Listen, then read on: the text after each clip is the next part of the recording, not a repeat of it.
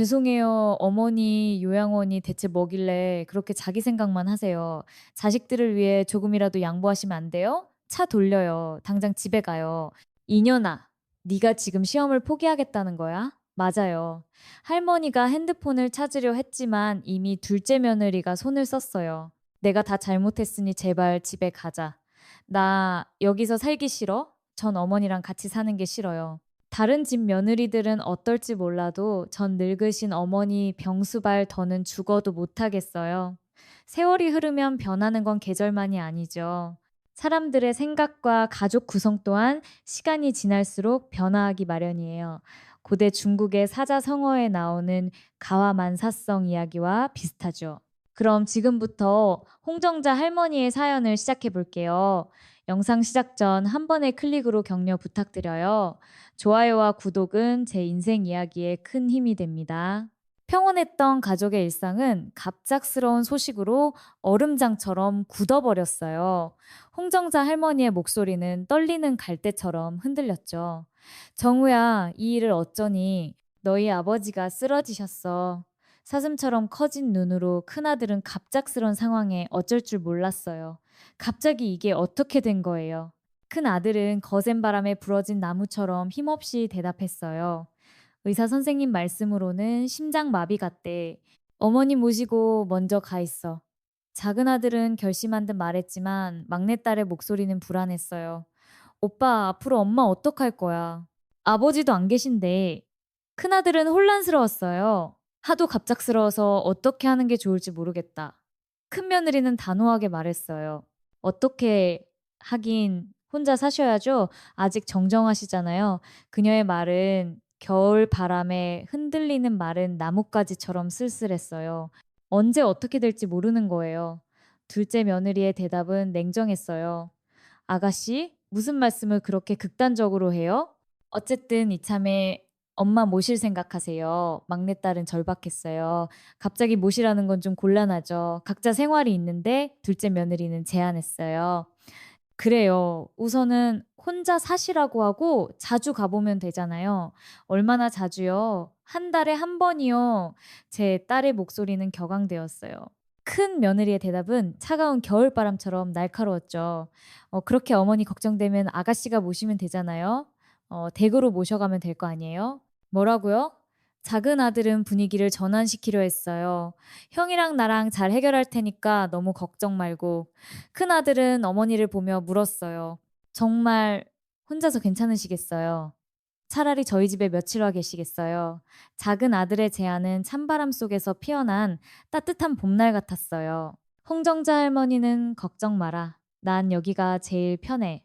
내 걱정 말고 얼른 가서 쉬어. 큰 아들은 마지막으로 당부했어요. 그럼 무슨 일 있으면 바로 전화하세요. 저희 집 여기서 가까우니까 금방 달려올게요. 작은 아들의 말은 봄비처럼 따스했어요. 홍정자 할머니는 다들 가라며 그들을 배웅했어요. 가족들의 따뜻한 사랑과 걱정이 할머니의 마음을 어루만졌고 그들은 각자의 길을 가면서도 하나의 마음으로 어머니를 품에 안고 있었어요. 홍정자 할머니는 힘드실 때마다 아들들에게 수시로 전화를 걸었어요. 하지만 그 전화는 아들들에게 불만의 씨앗이 되어 점점 싹을 키웠죠. 큰아들에게 걸려온 전화는 어머니의 외로움과 불안을 담고 있었어요. 큰일 났어. 얼른 집에 좀 와봐라. 누가 자꾸 집에 찾아오는 것 같아. 어머니의 목소리는 겨울바람에 휩싸인 나뭇가지처럼 떨렸어요. 큰 아들은 어머니의 불안을 달래주기 위해 서둘러 집으로 향했어요. 하지만 그를 기다리고 있던 건 신문 배달원과의 오해였죠. 둘째, 아들에게 걸려온 전화는 거실등이 나갔는데 내가 갈아보려다 그만 삐끗해서 넘어졌지 뭐니. 둘째 아들은 걱정 가득한 마음으로 어머니 곁으로 달려갔어요. 힘들었지만 아버지가 돌아가신 걸 생각하며 기꺼이 들어드릴 수밖에 없었죠. 하지만 어머니의 다음 요청은 둘째 며느리에게까지 이르렀어요. 변기가 막혀 물이 넘칠 지경이 되었어요. 어머니, 사람 불러요. 뭐가 꽉 막힌 것 같은데 제가 이걸 어떻게 뚫어요? 어머니와 며느리 사이에는 빙판 같은 오해와 답답함이 쌓여갔어요. 결국 홍정자 할머니는 더 이상 혼자 살기 어렵다고 느꼈어요. 내가 사는 이 집을 처분해서 살림을 합치면 어떨까? 그 순간 둘째 며느리와 둘째 아들은 어머니 집 시세를 알아보며 적극적으로 할머니를 모시기로 마음먹었어요. 집 전세금과 어머니 집을 합쳐 새로운 보금자리를 마련하기로 한 그들의 결정은 긴 겨울을 지나 꽃이 피는 봄날의 약속처럼 희망찼어요. 힘들어도 해야지. 둘째 며느리의 말은 새로운 시작을 앞둔 가족의 각오를 담고 있었어요. 그날 밤 따뜻한 불빛이 가족 모임을 부드럽게 비추고 있었어요. 큰아들 부부와 둘째 아들 부부는 어머니 집에 모였어요. 서로 안부를 묻는 그들의 마음속에는 걱정이 가득했어요. 어머니의 거처 문제가 오늘의 주제였죠. 첫째 며느리는 더 이상 어머니를 혼자 계시게 하면 안 될 것 같아요. 그래서 말인데요. 저희가 큰아들이니까 모실게요. 그러나 둘째 며느리는 확신에 찬 목소리로 대답했어요. 하루 종일 빈집에서 집 지킬 일 있어요. 저희가 모실게요. 아직 우리 혁이 어리니까 손주 재롱도 좀 보시고요. 어머니의 목소리는 가을 노을처럼 서글프면서도 따뜻했어요. 나도 종일 혼자 있는 거 정말 못하겠다. 이 한마디로 어머니의 쓸쓸함과 외로움이 드러났어요. 둘째 며느리는 다시 한번 확신에 찬 목소리로 말했어요. 왜 안 그러시겠어요? 저희 집에 오시면 그런 걱정은 절대 없어요, 어머니. 홍정자 할머니는 결국 둘째 집에서 살기로 했어요. 그럼 둘째 집에서 살지, 뭐, 어머니의 말에는 미안함과 동시에 새로운 시작에 대한 기대가 섞여 있었어요. 첫째 아들과 둘째 아들은 어머니의 결정을 존중했어요. 첫째 아들은 걱정스러운 목소리로 괜찮으시겠어요, 어머니? 라고 물었고, 둘째 아들은 걱정 마, 형, 열심히 모신다 라고 대답했어요. 그들의 대화는 겨울밤 별빛처럼 조용했지만 서로를 향한 따뜻한 마음이 깃들어 있었어요. 그렇게 홍정자 할머니는 둘째 아들 부부의 집으로 옮겼어요. 하지만 이 결정이 가져온 변화는 둘째 며느리와 어머니 사이에 예상치 못한 갈등의 씨앗이 되었어요. 처음의 화합과 기대가 어떻게 변할지 아무도 몰랐죠. 가족이라는 바다에서 파도는 때로는 부드럽게, 때로는 거칠게 일렁이며 그들의 이야기는 계속되었어요. 새벽의 고요가 집안을 감싸 안고 있었어요. 그러나 그 고요는 곧 활기찬 아침의 분주함으로 대체되었죠. 홍정자 할머니의 손길이 부엌을 가득 채우며 새벽이 허락한 시간을 활용해 아침 식사를 준비했어요. 그녀의 손놀림은 여명을 깨우는 태양처럼 따스했고 그 마음은 가족을 향한 사랑으로 가득 찼어요. 이게 무슨 소리야? 둘째 며느리의 목소리가 희미한 빛 속에서 퍼져나왔어요. 그녀의 목소리는 새벽의 고요를 깨우는 첫 새벽 노래처럼 조심스럽고 놀란 듯했죠. 어머니, 언제 이걸 다 차리셨어요? 둘째, 아들의 목소리는 감탄과 놀라움이 섞여 있었어요. 그의 말은 어머니의 사랑과 헌신을 향한 존경의 표시였죠. 홍정자 할머니는 담담히 대답했어요. 늙으면 원래 아침잠이 없어. 너 좋아하는 달래 된장찌개 끓였어. 씻기 전에 얼른 먹고 나가. 그녀는 가족을 위해 자신의 시간을 아낌없이 바쳤어요. 둘째의 며느리는 조심스럽게 말했어요. 이 사람 원래 아침밥 잘 안 먹어요. 어머니의 대답은 확고했어요. 내가 내 아들 모를까봐? 그녀의 목소리는 오랜 시간 동안 자식을 키워온 자신감과 확신으로 가득 찼어요. 둘째 며느리의 얼굴에는 못마땅한 표정이 역력했어요. 그녀의 마음속에는 부딪히는 파도처럼 감정이 충돌했죠. 그날 홍정자 할머니는 빨래에 대해 이야기하며 아니 양말이랑 속옷을 어떻게 같이 세탁기에 돌려? 그녀의 목소리는 가을 거센 바람처럼 단호했어요. 며느리도 지지 않고 한마디 했어요. 요즘 세제들 워낙 살균 기능이 좋아서 괜찮아요. 그들의 대화는 겨울철 얼어붙은 강물처럼 서로 다른 생각과 방식으로 흐름이 멈춘 듯 했어요. 그렇게 점점 서로 간에 불만이 쌓여갈 때쯤이었죠. 며느리의 불만이 폭발하기 시작했어요. 김포의 한적한 땅 그곳은 한 가족의 소중한 추억이 서린 곳이었어요. 하지만 평온한 일상은 갑작스러운 소식에 흔들리기 시작했어요. 둘째 아들의 전화 한 통이 가족의 삶을 소용돌이 속으로 밀어넣었죠. 여보세요, 뭐라고요? 김포 땅이 담보로 넘어갔다고요? 둘째 아들의 목소리는 믿을 수 없다는 듯 떨렸어요. 막내딸 박서방이 가족의 땅을 담보로 급전을 빌린 것이었어요. 마치 태풍이 몰아친 듯 가족은 순식간에 혼란에 휩싸였어요.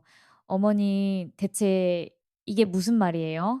둘째 며느리의 목소리는 불안과 분노가 섞인 채 터져 나왔어요.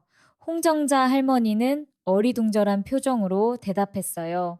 나는 그저 박서방이 하도 급하다고 해서 서류에 도장을 찍어준 것 뿐이다. 그녀의 목소리는 가녀린 가지에 맺힌 이슬처럼 흔들렸어요. 둘째 아들은 분노로 이를 갈았어요. 박서방이 자식을. 그의 말은 끝까지 이어지지 못했어요. 둘째 며느리는 답답한 마음에 전화를 걸어봤지만 막내딸은 전화를 받지 않았어요. 박서방이 분명히 한두 달만 융통하면 된다고 했는데 어머니의 목소리는 희망을 찾으려 애쓰는 듯 했지만 둘째 며느리는 현실을 직시했어요. 벌써 도망가고 없다고요? 그녀의 말에 홍정자 할머니는 뒷목을 잡고 쓰러졌어요. 어머니 왜 이러세요? 어머니 갑자기 쓰러지시면 안 돼요. 둘째 아들의 절규는 병원 복도로 울렸어요. 의사는 차분한 목소리로 진단을 전달했어요. 뇌출혈입니다. 다행히 혈관의 일부만 손상된 상태인데요. 그래도 부분적 마비는 불가피할 것 같습니다. 가족은 어머니의 병상을 둘러싸고 서로를 위로했어요. 그렇게 병원을 나선 홍정자 할머니는 둘째 아들의 집으로 다시 돌아갔어요. 어머니를 돌보기 위해 간병인을 부르기로 결정했어요. 간병인을 두며 어떻게든 어머니의 삶을 지켜보려 했지만 홍정자 할머니는 그들의 노력을 받아들이지 못했어요. 당장 나가? 어머니의 목소리는 노여움으로 가득 차 있었죠. 간병인들은 하나둘 떠나갔어요. 이 밥상 내가 지저분하게 만들면 어떡해? 안 먹어? 어머니의 고집은 점점 더 심해졌어요. 둘째 며느리는 절망적으로 간병인에게 호소했어요. 좀만 참아주세요. 한두 번도 아니고 이렇게 가시면 저 큰일 나요. 하지만 간병인은 더 이상 견딜 수 없다며 떠났어요. 계속되는 둘째 며느리의 성화에 둘째 아들은 첫째 아들 부부에게 도움을 요청하고 싶었어요. 둘째 아들과 첫째 아들 부부가 모여 앉아 있었지만 그들 사이의 공기는 무거웠어요. 마치 어두운 밤하늘에 떠 있는 달처럼 각자의 마음 속에는 걱정과 불안이 가득 차 있었죠. 둘째 아들이 입을 열었어요. 그의 목소리는 부서지는 가을처럼 약하고 떨렸어요. 형님, 좀 와주세요. 간병인들 못 견디고 모두 그만뒀어요. 그의 절박함은 마치 긴 겨울밤을 홀로 견뎌내야 하는 작은 새의 모습과도 같았어요. 큰아들이 답했어요. 성호야, 나 영국으로 교환 교수 가게 됐어. 둘째 아들은 잠시 멈칫했어요. 뭐? 영국? 그의 반응에서는 예상치 못한 눈보라를 맞닥뜨린 듯한 당황함이 엿보였어요. 첫째, 며느리가 부드럽게 말했어요. 한 3, 4년 정도래요. 그나저나 동서한테 미안해서 어쩌나 큰아들은 고개를 숙였어요. 솔직히 재수 씨한테 할 말이 없네요. 면목 없습니다만 어머니 잘 좀 부탁드리겠습니다. 형 노릇 제대로 못해서 미안합니다. 용돈은 보내줄게. 그의 사과는 늦가을 비에 젖은 길처럼 진흙탕이 되어버린 마음을 조금이라도 달래고자 하는 시도였어요. 그렇게 아무 소득 없이 집으로 돌아왔어요. 집에 돌아온 둘째 며느리의 목소리는 차갑게 가라앉았어요. 큰아들은 영국 가고, 막내딸은 도망가고, 우리만 이게 뭐냐고. 그녀의 말에서는 겨울 폭풍이 몰아치는 바다처럼 폭풍 후의 전조가 느껴졌어요. 어쩌겠어. 둘째 아들이 힘없이 대답했어요. 어머니 그냥 요양원에 보내자. 응? 요양원? 그의 반응에서는 불안한 마음이 얼음처럼 얼어붙은 느낌이었어요. 우리 집 돌아가는 꼴을 봐. 이게 사람 사는 거야? 그래도 어떻게 날 낳아준 어머니를 요양원에 보내? 그렇게 둘째 며느리는 하루하루 간신히 참으며 살아갔어요. 그러던 가을의 끝자락, 햇살이 따스한 오후였어요. 둘째, 며느리는 저녁 준비를 위해 잠시 슈퍼에 다녀오겠다며 문 밖으로 나섰어요. 집안은 고요하고 평화로웠어요. 그 고요를 깨고 할머니가 부드러운 목소리로 손주를 불렀어요. 혁이는 할머니의 부름에 혁이는 할머니 화장실 가시게요? 라고 물었지만 홍정자 할머니는 우리 손주 얼굴 보고 싶어서 나왔지. 우리 혁이 뭐 하고 있었니? 라고 대답했어요. 배고파서 컵라면 먹으려고요. 아이고, 그런 걸 왜 먹어? 이 할미가 얼른 맛있는 국수 삶아줄게. 라며 주방으로 향했어요. 혁이는 걱정스러운 마음에 할머니 혼자 드실 수 있겠어요? 제가 도와드릴까요? 라고 물었지만 할머니는 뜨거워서 안 돼. 라고 말했어요. 하지만 그 말이 떨어지기 무섭게 예상치 못한 사고가 발생했어요. 어머니의 손이 미끄러져 뜨거운 냄비에 내용물이 쏟아졌고 그것은 혁이의 발에 떨어졌어요. 아픔과 놀람의 순간 슈퍼에서 돌아온 둘째 며느리가 상황을 목격하고는 경악을 금치 못했어요. 어머니, 지금 뭐 하시는 거예요? 홍정자 할머니는 당황한 가운데도 된장 없냐? 대인대는 된장이 약인데 라고 대답했지만 둘째 며느리는 혁이를 병원에 데려가기로 결정했어요. 병원에서의 치료 후 집으로 돌아온 가족은 서로의 감정을 다스리며 상황을 정리하려 했어요. 어머니의 걱정, 둘째 며느리의 노여움, 그리고 둘째 아들의 책임감이 충돌했어요. 둘째 며느리는 어머니를 요양원에 보내자고 제안했지만 둘째 아들은 그것을 받아들일 수 없었어요. 당신 어머니, 아들이기 전에 내 남편이잖아. 나한테 그 정도도 못해라는 말에 둘째 아들은 그 정도라니 말이 되는 소리를 해라라고 반박했어요. 며칠 뒤 아침 집안은 평화로웠어요. 둘째 며느리는 마음속 깊은 곳에서 우러나오는 미안함과 죄책감을 담아 어머니를 위한 진수성찬을 준비했어요. 그녀의 마음은 마치 봄바람에 흔들리는 벚꽃잎처럼 섬세하고 불안정했어요. 홍정자 할머니는 눈앞에 펼쳐진 밥상을 보며 놀라움을 감추지 못했어요. 웬일이냐, 네가? 둘째 며느리는 그 놀라움 속에서도 슬픔과 미안함이 서려 있는 눈으로 대답했어요. 그동안 죄송했어요, 어머니. 변변히 반찬도 제대로 못 해드리고. 아침 식사 후 집안은 여행의 분주함으로 가득 찼어요. 둘째 며느리는 헐레벌떡 여행 가방에 어머니의 짐을 잔뜩 꾸렸어요. 어머니의 물음에 둘째 며느리는 당황한 듯 그러나 결연한 목소리로 대답했어요. 어머니랑 같이 여행 가려고요. 봄도 되고 했는데 하루 종일 집에 갇혀서 답답할 것 같아서요. 하지만 그 여행의 목적지는 어머니가 예상치 못한 곳이었어요. 요양원 앞에 도착했을 때 둘째 며느리의 말은 마치 차가운 겨울바람과도 같았어요. 죄송해요, 어머니. 요양원이 어쩜 그렇게 자기 생각만 하세요. 자식들을 위해서 좀 양보하시면 안 돼요. 어머니의 분노와 두려움이 폭풍처럼 몰아쳤어요. 차 돌려. 당장 집에 가자. 이년아, 네가 지금 시험이 강제로 버리겠다는 거냐? 하지만 둘째 며느리는 그 폭풍 속에서도 한 점의 빛처럼 단호했어요. 네, 맞아요. 할머니가 핸드폰을 찾으려 했지만 이미 둘째 며느리가 손을 썼어요. 이 순간 어머니의 간청은 겨울 끝자락의 마지막 눈송이처럼 애처로웠어요. 잘못했으니까 제발 집에 가자. 나 여기서 살기 싫어.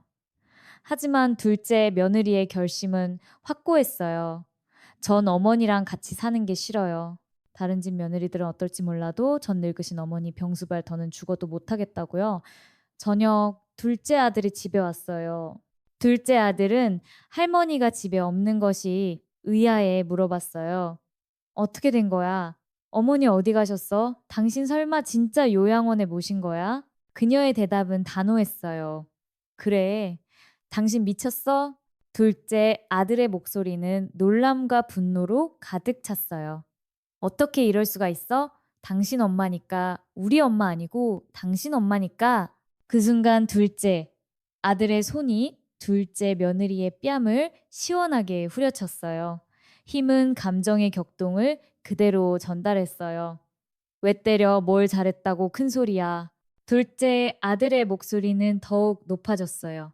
난 어머니 며느리이기 전에 애 엄마고 당신 마누라야. 근데 내가 왜 모든 걸 버리고 어머니 수발을 들어야 해? 왜 둘째 아들은 갈등의 소용돌이에 빠져들었어요. 그녀는 속으로도 어머니를 요양원에 모신 행위만큼은 용서할 수 없다고 선언했어요. 당신 마음 이해 못하는 거 아니야. 하지만 강제로 어머니를 요양원에 모신 건 절대 용서 못해. 빨리 말해. 어머니 어디에 모셨어? 어디야? 하지만 둘째 며느리는 거부했어요. 싫어. 절대 말 못해. 결국 둘째 아들은 어머니의 위치를 알아내고 요양원으로 달려갔어요. 그곳에서 그는 참담한 장면을 목격했어요. 어머니의 상태가 심각했고 의사는 이미 뇌 손상이 있었다며 마음의 준비를 하라고 했어요. 막내딸이 도착해 상황을 물었어요. 오빠, 이게 도대체 어떻게 된 일이야? 둘째, 아들은 면목이 없는지 그저 고개만 떨구고 있었어요. 언니, 우리 엄마 모시기가 그렇게 싫었어요. 어떻게 시어머니를 강제로 요양원에 집어넣어요? 사람이 어떻게 그럴 수가 있냐고요. 둘째, 며느리도 지지 않았어요. 그러는 아가씨는 그동안 뭐하다 이제 오세요? 어머니 처음에 김포 땅 날아가서 충격에 쓰러지신 거잖아요. 기막혀. 왜 이 모든 걸 내 탓을 해요? 언니야말로 엄마 병수발 들기 싫어서 강제로 요양원 넣은 거잖아요. 막내딸이 받아쳤어요. 그만들 좀 해. 어머니 쓰러져 있는데 이렇게까지 해야 속이 시원하겠어? 가족 간의 갈등은 더욱 심화되었어요. 하지만 그 모든 다툼과 비난 속에서도 결국 홍정자 할머니는 세상을 떠났어요. 할머니가 떠난 뒤 둘째 부부의 집은 조용했어요. 마치 세상의 모든 소음이 함께 떠난 듯한 정적이 집안을 가득 메웠어요. 잔인하게도 떠난 사람의 사정은 아무도 생각하지 않았어요. 아니, 생각하고 싶지 않았을지도 몰라요. 그러던 어느 날 둘째 며느리가 결단을 내렸어요. 앞으로 이 방은 우리 혁이 공부방으로 하면 되겠다. 그치? 그녀의 눈길이 아들 혁이에게 향했을 때 그는 종이 위에 열중하여 무언가를 그리고 있었어요. 근데 우리 아들 뭐 그리는 거야? 며느리의 질문에 혁이는 눈을 빛내며 대답했어요. 20년 뒤 내 모습이에요. 학교 숙제예요. 이게 저고요. 이건 제 부인. 그리고 얘는 제 아들이에요. 그의 말에는 미래에 대한 순수한 꿈과 기대가 담겨 있었어요. 그 순간 며느리의 마음은 복잡해졌어요. 엄마는 어디에 있어? 그녀의 목소리에는 무언가가 서려 있었어요. 혁이의 대답은 담담했어요. 엄마는 요양원에 있어요. 뭐? 며느리의 놀람은 이루 말할 수 없을 정도였어요.